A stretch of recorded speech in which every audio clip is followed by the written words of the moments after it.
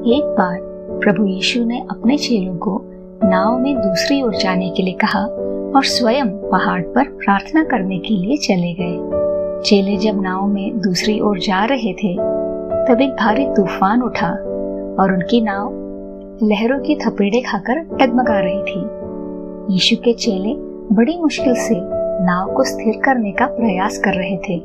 तब प्रभु यीशु आए और पानी पर चलने लगे। जब चेलों ने उन्हें देखा तो वे डर गए और कहा कि भूत है। तब यीशु ने कहा, घबराओ मत, मैं हूँ।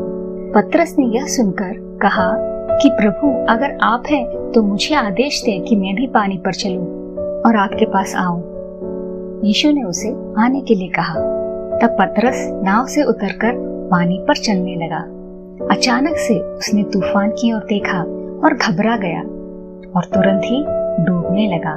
तब यीशु ने तुरंत आकर उसे संभाल लिया और कहा, हे अल्पविश्वासी, तूने क्यों संदेह किया? तब वे दोनों नाव पर चढ़े और हवा थम गई। नाव में लोगों ने प्रभु यीशु की उपासना की और कहा, तू सचमुच परमेश्वर का पुत्र है।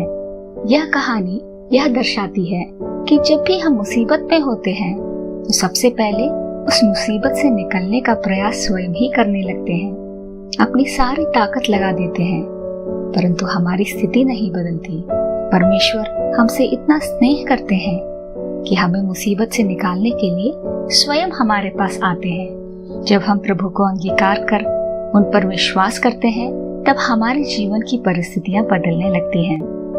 प्रभु ने कहा है कि अगर तुम मुझ पर विश्वास करोगे तो जो मैंने किया है उससे भी बड़े कार्य करोगे। अपने विश्वासी जीवन में चलते हुए जब कभी हम प्रभु से अपनी नजर हटा देते हैं और अपनी परिस्थितियों पर ध्यान देते हैं तब फिर से हम मुसीबत में फंस जाते हैं। हमारे मन से शांति चली जाती है।